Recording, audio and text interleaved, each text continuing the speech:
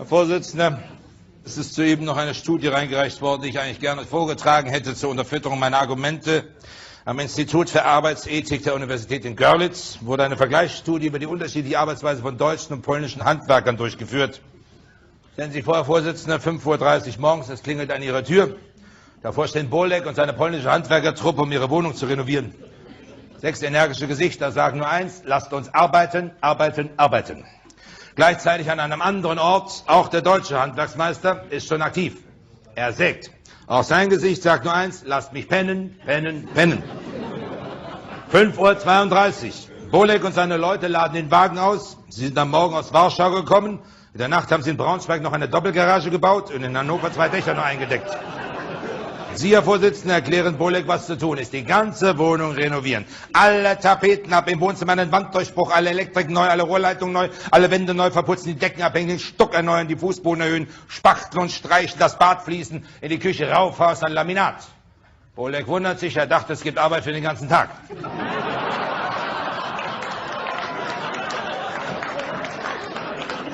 (6:30 Uhr), der deutsche Handwerksmeister dreht sich noch einmal um. 7 Uhr, Ihre Wohnung, Herr Vorsitzender, sieht aus wie Dresden 45. Alle Tapeten sind runter, Bolek, Leschek und Marek stritzen Elektroleitungen in die Wände, Antek und Spischek verputzen gleichzeitig und Franek bereitet schwitzend die Küche für den Laminat und die Raufaser vor. 7:30 Uhr, der deutsche Handwerksmeister steht auf. Er geht ins Bad, sieht sich selbst im Spiegel und konstatiert, dem deutschen Mittelstand ging es noch nie so schlecht wie heute. 7:50 Uhr, die Polen haben die ersten Wände verputzt und gespachtelt. 8 Uhr, der deutsche Handwerksmeister frühstückt. Dann holt er seinen Lehrling ab und macht sich auf den Weg zu ihnen. Unterwegs bemerken die beiden, dass sie vor der Arbeit noch tanken müssen. Sie halten an, jeder 2 Bier, 2 Korn, 3 Jägermeister. Der Arbeitstag kann beginnen. 9:30 Uhr. Die Polen haben das erste Zimmer ihrer Wohnung fertig verputzt. Sie arbeiten seit 4 Stunden ununterbrochen. Sie werden ein wenig müde. Sie, Herr Vorsitzender, schlagen eine Pause vor. Aber Polen haben ihre eigene Methode. Sie schrauben eine Steckdose ab, jeder packt mal kurz an die Kontakte. Danach sind alle wieder hellwach und arbeiten weiter. 9:35 Uhr. Es klingelt. Der deutsche Handwerksmeister steht vor ihrer Tür. Er sieht aus wie der dicke Bruder der wildige Herzbuben, trägt einen Kittel und darunter ein T-Shirt mit der Aufschrift Bier formte diesen schönen Körper. Seine Hose hängt so auf 7:30, dass Sie seine Gesäßbacken sehen können, das sogenannte Maurerdekolleté.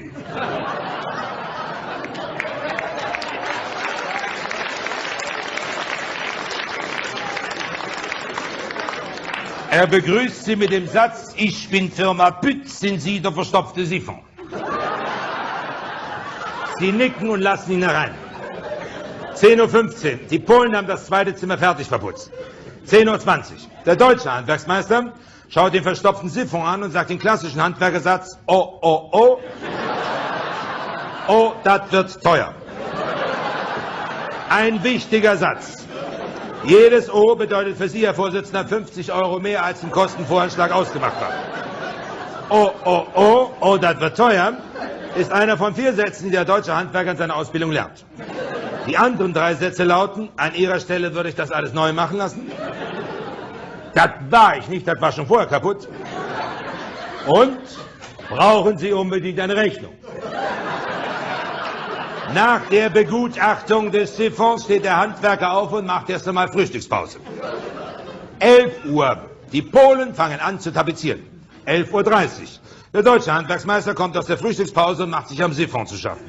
Neben ihm steht sein Lehrling. Der deutsche Handwerksmeister kommt grundsätzlich immer mit einem Lehrling, denn das deutsche Handwerk ist traditionell hierarchisch strukturiert. Oben an der Spitze steht der Meister, dann kommt der Geselle, dann kommt der Lehrling und dann, Herr Vorsitzender, kommen Sie. Was die Funktion des Lehrlings ist, ist noch nicht erforscht. In den meisten Fällen steht er einfach nur doof wie 100 Meter Feldweg daneben und hat den Mund auf.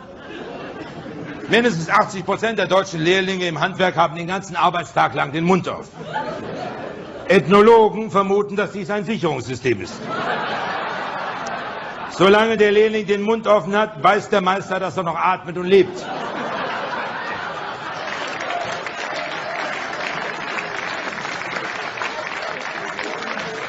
An den Bewegungen ist dies nicht festzustellen, denn während der Meister arbeitet, steht der Lehrling unbeweglich und starr daneben, woher sich auch der Begriff Standort Deutschland ableitet. Der deutsche Lehrling bewegt sich so wenig, dass die Handwerkskammern für Lehrlinge im Dienst inzwischen Thrombosestrümpfe vorschreiben. 11:45 Uhr. Die Polen kacheln das Bad. 11:50 Uhr. Der deutsche Handwerksmeister stellt fest, dass ihm eine Muffe fehlt. Er schickt den Lehrling zum Auto. Sie rechnen das Bewegungstempo des Lehrlings mit dem Hin- und Rückweg zum Auto hoch und wünschen ihm bis zum Wiedersehen schon mal frohe Ostern, fröhliche Weihnachten, einen guten Rutsch. Der Meister bleibt zu lange zurück, schaut sie an und stellt fest, dass er Durst hat. Sie bieten ihm ein Glas Wasser an. Seine Antwort: Ich will mich nicht waschen, ich habe Durst. 12:15 Uhr. Kleine Krise mit einem polnischen Handwerker. Franek hat einen Fehler gemacht. Es ist Ihnen, Herr Vorsitzender, aufgefallen, als er aus Ihrer Küche kam und stolz verkündete: Sauna fertig, Meister. Beim Blick in die Küche stellen Sie fest, er hat das Laminat an die Wand geklebt und die Raufaser auf den Boden. 12:20 Uhr. Der deutsche Lehrling kommt mit der Muffe zurück. Er hat natürlich die falsche Muffe mitgebracht. Die richtige ist nicht da. Der Meister schickt ihn los, er soll zum Baumarkt sausen und die passende Muffe holen. Der Lehrling saust los. Sie denken an den Stundenlohn der beiden und begreifen zum ersten Mal, wie das Wort Muffensausen wohl entstanden ist.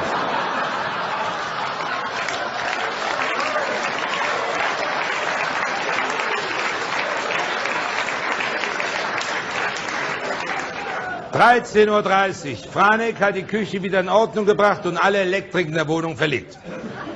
15 Uhr. Nach seiner Mittagspause setzt der deutsche Handwerksmeister seinen Engländer an den Siphon und verzieht plötzlich schmerzvoll das Gesicht. Das ist für Sie, Herr Vorsitzender, ein kritischer Moment. Wenn ein deutscher Handwerker vor Ihnen schmerzvoll das Gesicht verzieht, handelt es sich um einen absoluten Notfall, auf den Sie sofort und nur auf eine Art reagieren müssen.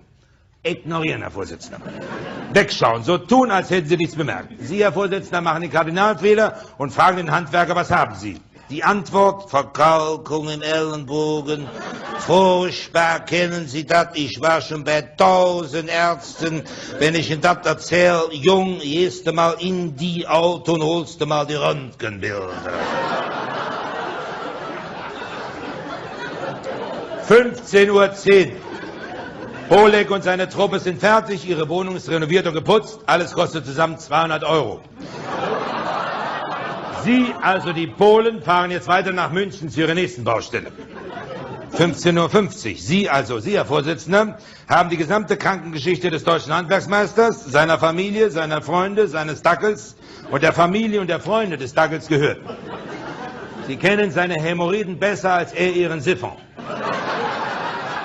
Den Grund für seine Krankheiten weiß er natürlich auch. Die Arbeit, der Stress, der Druck, den man als Mittelständler hat, dieser unglaubliche Druck und diese unmenschlichen Steuern. Wenn er nicht grundsätzlich schwarz arbeiten würde, könnte er die gar nicht bezahlen. Und dann noch die rot-grüne Regierung. Das schlägt auf die Psyche. Er kann schon nicht mehr essen, nicht mehr trinken. Er hat nicht mehr Lust auf Sex mit seiner Frau. Während er sein 7. Bier köpft, stellen Sie, Herr Vorsitzender, sich vor, wie Handwerker überhaupt Sex haben. Rufen die wohl beim Orgasmus: Schatz, ich komme? Oder rufen die: Schatz, halt dich bereit, ich komme zwischen 8 und 14 Uhr. Und berechnen die dafür die Anfahrt.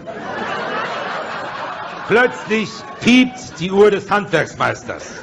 15:58 Uhr, Feierabend, Sie werden nervös, Ihr Siphon. Sie schlagen vor, die Handwerker können noch einfach etwas länger arbeiten. Aber Meister und Lehrling schauen Sie an wie zwei Teletubbies. Hirnforscher haben herausgefunden, dass die Wortkombination länger und arbeiten von deutschen Handwerkern syntaktisch nicht in einen sinnvollen Zusammenhang gebracht werden kann. Also packen die beiden alles ein und bitten sie um insgesamt 420 € für den Arbeitstag. Und den Siphon, den werden die beiden auch noch reparieren. Sie kommen demnächst wieder vorbei. Am besten, Sie halten sich zwischen Mai und September schon mal grundsätzlich bereit. Ich danke Ihnen.